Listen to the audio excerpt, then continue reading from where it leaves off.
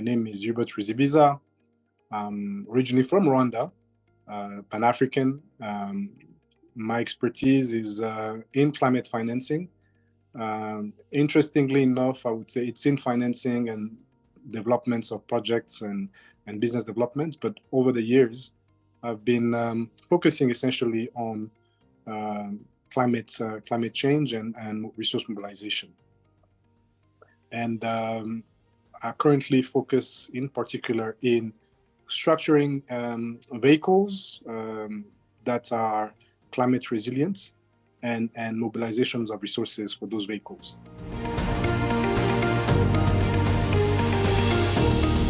We have to know that since the Paris agreements have been signed in 2015, most of the countries have been, at least in Africa, they've been able to revise their national determined contributions, their NDCs. So about 54 countries now have committed to the Paris Agreement objectives. And as we do the estimation costs, it's about 1.2 trillion by 2030 in terms of costing for the transition. It is expected that this at least 75% of this budget will come from private sector.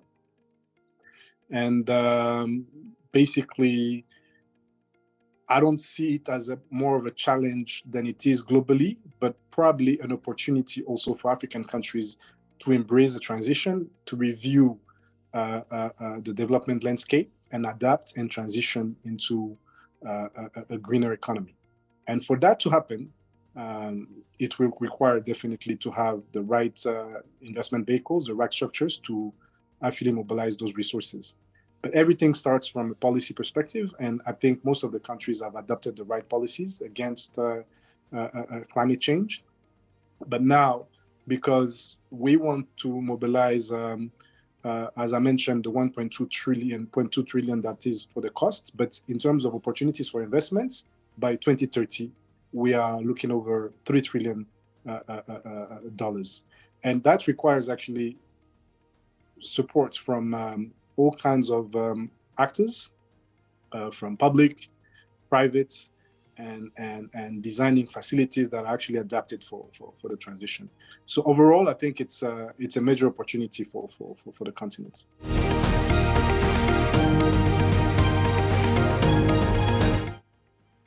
When we look at the balance between what is immediately important and eventually what we believe climate change has an effect on our lives, we're essentially thinking about how do we green our economies. So the transition is actually not moving away from the key or the immediate needs, but actually cross-cutting all the various sectors that they're already in need for development, such as healthcare, infrastructure, agriculture, energy, and many more, and even education. When you look at the aspect of the infrastructure aspects or the technology aspects, how do we make those sectors more resilient? So in actual sense, everything is intertwined and everything has to be looked from a sustainability perspective. So here, again, the opportunity is that Africa, in general, is contributing to not more than 4% of the global emission. Therefore, not being the number one, I would say, culprit for the negative impact of climate change or the emissions, we can embrace, or we need to integrate in our policies frameworks for carbon markets to allow Africa to mobilize more resources and being compensated over the lesser involvement into the global emissions.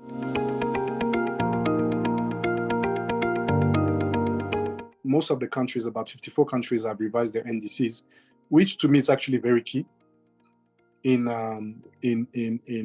actually paving the way towards mobilizations of resources, because throughout those NDCs, you actually develop pipelines. You have pipelines because sectors are identified, values and investment values are put into those sectors, and we have a clear roadmap on which sectors and how much we need to mobilize for those sectors. Now, at the country level, the reality is that in the global architecture for climate finance, it's likely to have development banks, national development banks, actually being the lead in terms of mobilizing those resources. Most of them actually are creating climate facilities within their respective institutions. But other countries that are quite advanced in their climate policies, in their environmental diplomacies, have been able also to set up national climate funds. And national climate funds, to me, are the natural leads for mobilizing resources, especially when you talk about grants and the ability for those national climate funds to define programs and support the creation of blended facilities, in which you will have grants, of course. You'll have structures that can allow equity and debts to be provided and towards de-risking projects. So depending on the level of some of the countries in terms of their NDCs that have been revised, if the national architecture for mobilization resources is actually well organized within or centralized amongst the different institutions, meaning that the economic development plan integrates resiliency, sustainability, then you have also performing national funds. But you also have performing the national development banks, because they all work all together in mobilizing resources. And then, of course, paving the way for private sector to strive and becoming more resilient.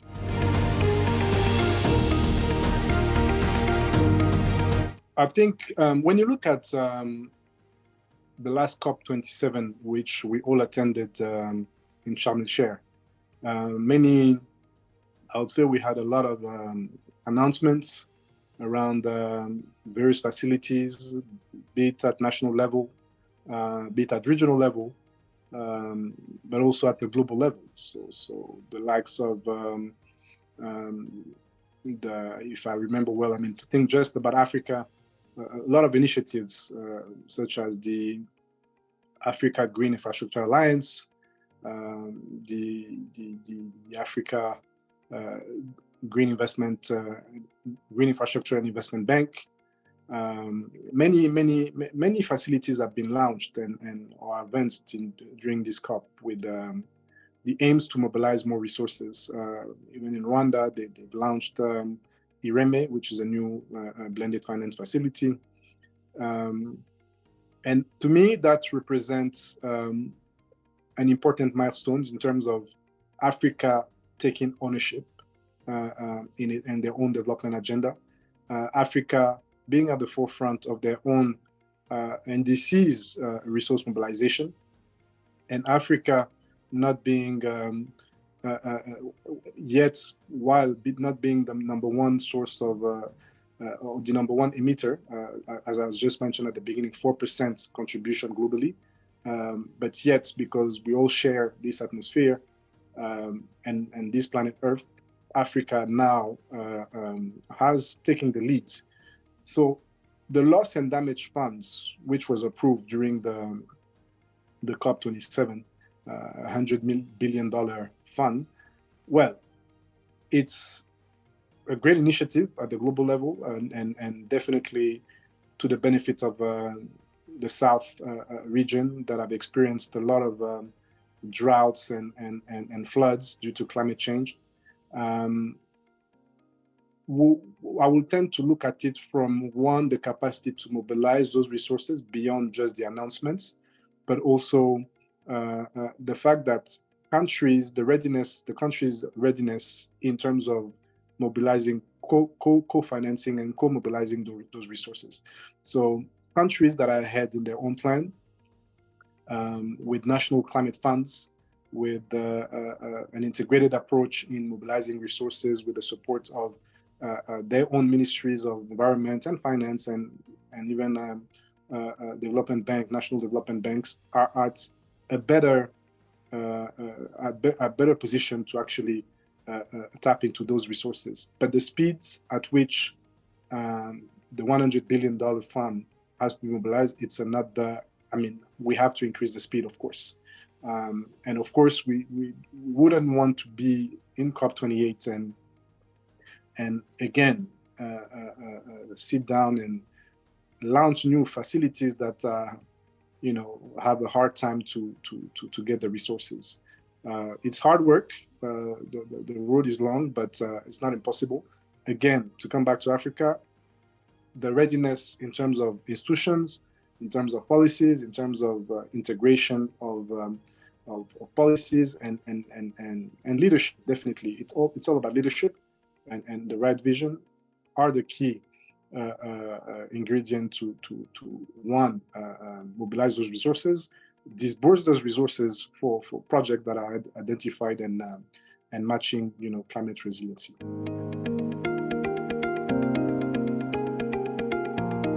When I look at, again, when you look at the loss and damage funds and the Bridgetown agenda, I think, again, it was a major call and a major announcement highlighted during the COP27 for the better, for a better world, for the betterment of our planets. And this is a historic decision, which was welcomed. The success, to me, will depend definitely on how quickly these funds can be mobilized. We have representatives from various countries in those discussions, climate experts and diplomats. Interestingly enough, we also had, I think, we had more investment bankers and economists and investors than environmentalists during the past two COPs for the past 2-3 years. More and more, it becomes integrated to our entire economy. So actually, that's where I'm actually hopeful, because we are able now to see the real impact on our economy. And so this is to come back to, one, the capacity to mobilize resources and how fast can we do it. But second, the re-engineering or the reorientation of even the Bretton Woods institutions, whereby climate resiliency is integrated in their approach to countries and the support the support to countries, especially in Africa. So, for example, IMF, the IMF has been able to design new facilities to help on climate resiliency to support countries in the East Africa region. The African Development Bank or the World Bank first has been able also to support various countries in Africa through blended, the development of blended finance facilities, but also reinforcing supports in conservation. I'm thinking about new tools such as green bonds and conservation bonds that were put in place by the support of the World Bank. Many technical assistance facilities that have been created and developed for the past 3 to 4 years now show that even at the Bretton Woods institutions, everyone is mobilized to ensure that resource mobilization and the transition, the green economy, the transition for sustainability happens by 2030, which is really the countdown to the Paris agreements. I'm actually hopeful that more support is given to countries that have expressed or that have shown, a resilience in terms of their policies, in terms of their programs, in terms of the design of their strategies, and having the right tools, the right instruments, can allow, even at a global level with the loss and damage funds, to get to a success. But it will require efforts. It will require the support of a major coalition, not only development partners, not only or not alone with development partners, but rather having alliances with the private sector, the financial sector especially, the banks, the insurance, the private equity firms, but also governments, with the aspect of paving the ground for investments and policy at national levels, so that at least we can secure or we can reduce risk that are more at I would say a bureaucratic level, rather than a country risk or an operational risk level. So that's pretty much an entire work that needs to be successful and integrated.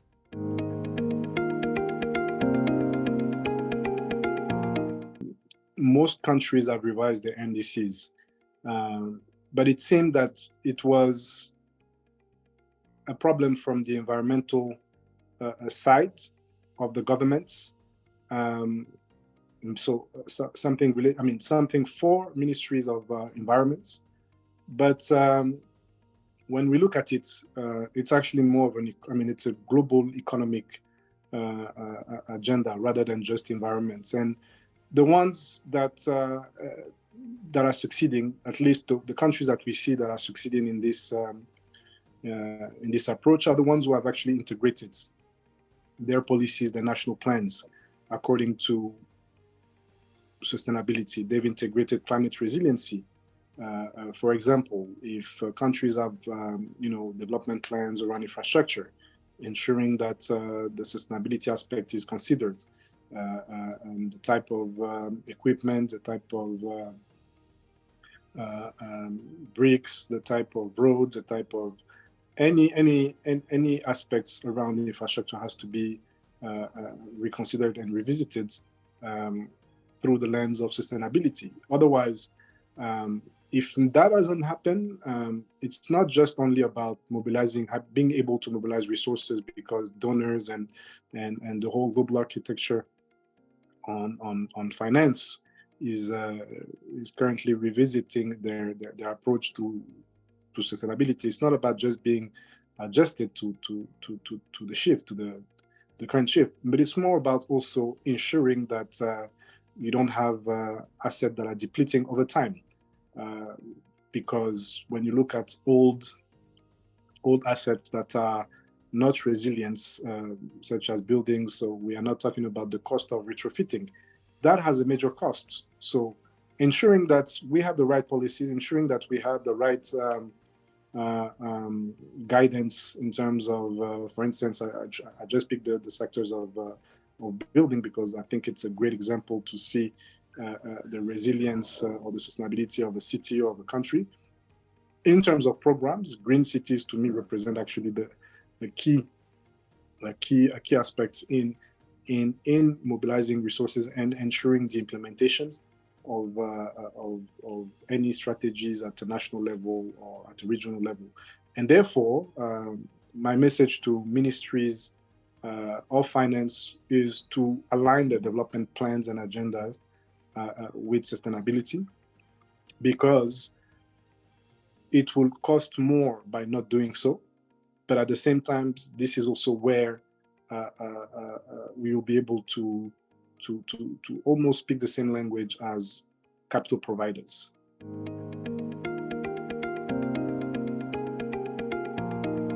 And when we look at, again, the mobilizations of countries, when we go to the COPs and the different delegations from north, south, and east part of Africa, we are highly represented, from heads of states to ministers of environment and different institutions, development partners, regional institutions, multilateral development banks. And for instance, I believe the African Union has played a major role in so far ensuring that facilities such as the Africa Green Infrastructure Investment Banks can exist. I think other facilities also have been launched during the COP27. And my belief is the AU has already integrated climate policies on climate change in their pillars of their vision for developments, for support to African countries. But more needs to be done. For instance, in integrating a just transition mechanism and policy into, for instance, the Africa DFCTA.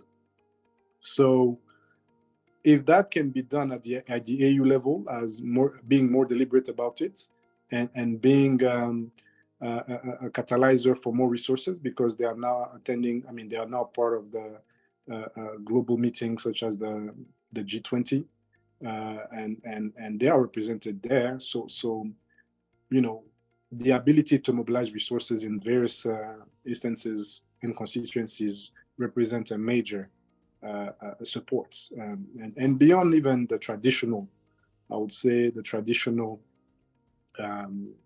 funders, how about having the AU creating new programs to support resource mobilization through sovereign wealth funds, for instance, or pension funds across the globe, and creating new vehicles, supporting the development of new vehicles, new blended finance vehicles, and those blended finance vehicles can also be sector oriented, not just general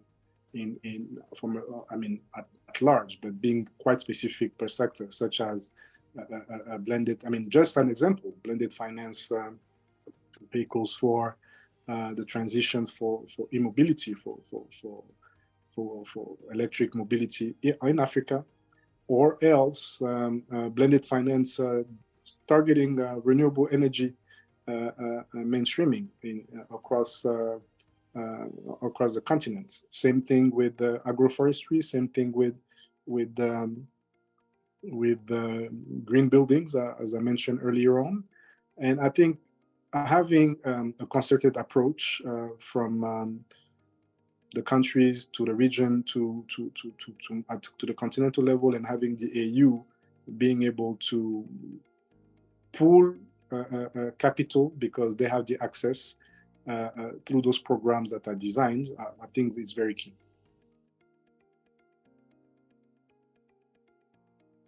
So from as an African, as an African man, and as a member of the society, I believe that our responsibilities start at home, in the way we live, in the way we manage our consumptions. So embracing sustainability, even in our homes, would be a good start. Embracing sustainability within schools, teaching kids on aspect of sustainability is very key.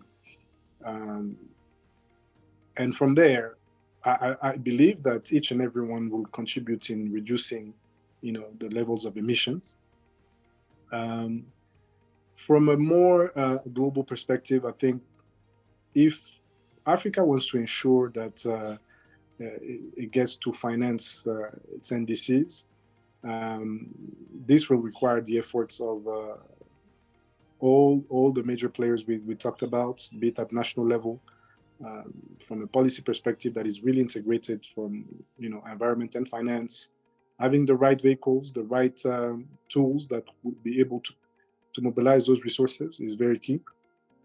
But having that dialogue, a dialogue within countries, between countries, and and capital providers and programs that are facilitating the access of those capitals. I think the dialogue is very key. I like the fact that many alliances have been created around mobilizing resources, ensuring that some institutions, likely, especially capital providers, are also part of the transition to ensure that African governments getting closer and closer to those alliances and to those programs to ensure that their own transition is achieved. So my message to my fellow African, to African and most of the partners is that we have to be bold and conventional.